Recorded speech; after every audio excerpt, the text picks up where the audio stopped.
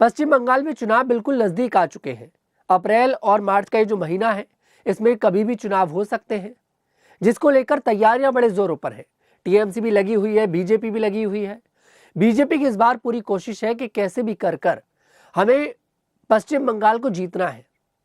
इस बार ममता बनर्जी को जो किला है उसको भेदना है। लगातार देखिए, ममता बनर्जी पश्चिम बंगाल से मुख्यमंत्री बनती आ रही हैं और बीजेपी एक बार भी हरा नहीं पा रही है, पश्चिम बंगाल पर कब्जा कर नहीं पा रही है। और इस बार बीजेपी की रणनीति पश्चिम बंगाल को लेकर पूरी बनी हुई है कि कैसे भी कर हमें पश्चिम बंगाल को जीतना है। लेकिन आपको बता दें, ममता बनर्जी की मुश्किलें खड़ी करने के लिए सिर्फ बीजेपी नहीं खड़ी है, बल्कि और भी ऐसे कई नेता हैं जो ममता बनर्जी की मुश्किलें बढ़ा सकते हैं, मुस्लिम वोट जो है उनसे काट सकते हैं। दरअसल आपको हुमायूं कबीर तो याद होंगे, जो ममता बनर्जी की पार्टी के नेता थे, विधायक थे।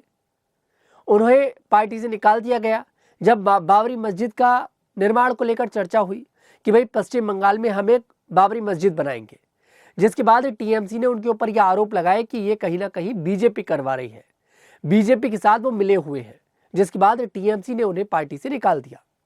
जिसके बाद हुमायूं कबीर अपनी एक अलग पार्टी बना लेते हैं और चुनाव लड़ने का ऐलान भी कर देते हैं। लेकिन अब हुमायूं कबीर ने एक और बड़े चौंकाने वाला दावा कर दिया है। हुमायूं कबीर ने कहा है कि 15 फरवरी तक हम कुछ बड़ा ऐलान कर सकते हैं।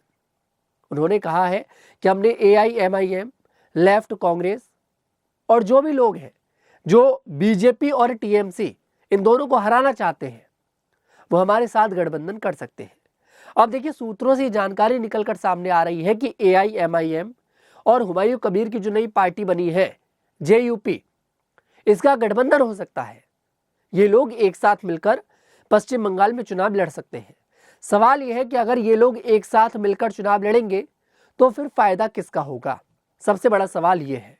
आपको बता दें, अगर AIMIM और JUP यानी कि हुमायूं कबीर की जो नई पार्टी है, अगर ये दोनों मिलकर चुनाव लड़ते हैं तो इसका सीधा फायदा बीजेपी को मिलेगा।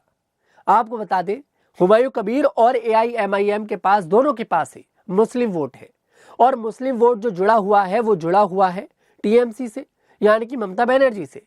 अगर ये लोग कुछ भी वोट काटते हैं, जब हर सीट पर चुनाव लड़ेंगे तो वोट तो देखिए कटेगा, मुस्लिम वोट इनके पास आएगा, क्योंकि हुमायूं कबीर के पास एक बड़ा अच्छा मुद्दा है, बाबरी मस्जिद वाला। 11 तारीख को बता रहे हैं कि उसके पुनर्निर्माण को लेकर फिर से 5000 मुसलमान इकट्ठा हो रहे हैं और एक साथ वो कुरान का पाठ करेंगे।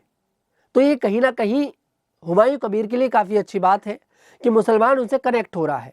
अगर मुसलमान उनसे कनेक्ट होगा तो फिर ममता बनर्जी से वो मुसलमान टूट जाएगा। और AIMIM तो देखिए हर राज्य में अपने आप को स्ट्रॉन्ग कर रही है, चाहे आप बात कर ले उत्तर प्रदेश की बात करें, दिल्ली की बात करें, बिहार की, कहीं की भी बात कर ले, AIMIM अपने आप को स्ट्रॉन्ग कर रही है।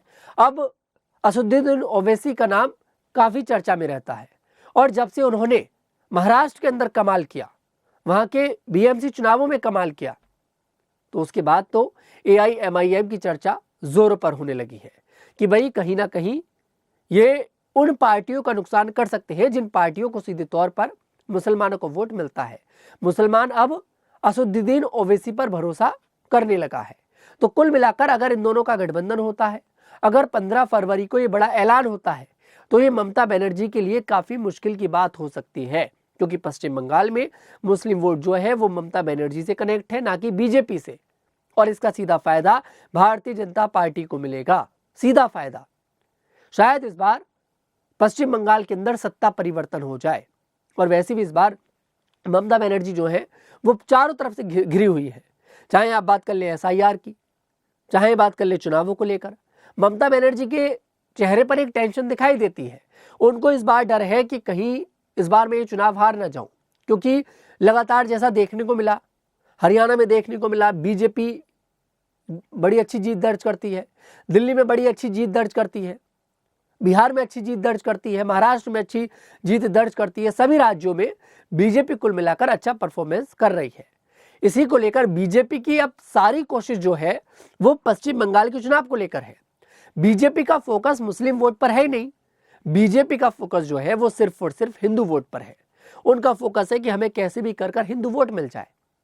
और वहीं जैसे इस बार ममता बनर्जी का एक अलग चेहरा देखने को मिला, उन्होंने दुर्गा पंडाल बनाया, भरे मंच से हर हर महादेव के नारे लगाए।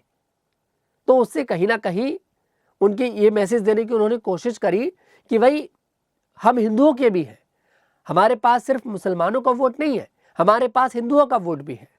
लेकिन ममता बनर्जी एक बात भूल गई कि हिंदू वोट बनाने के चक्कर में कहीं ममता बनर्जी अपना मुस्लिम वोट ना खो दे, और हुमायूं कबीर और असदुद्दीन ओवैसी जैसे नेता अगर एक साथ मिलकर चुनाव लड़ेंगे तो ममता बनर्जी के लिए पश्चिम बंगाल में भारतीय जनता पार्टी एक सबसे बड़ी चुनौती बन जाएगी।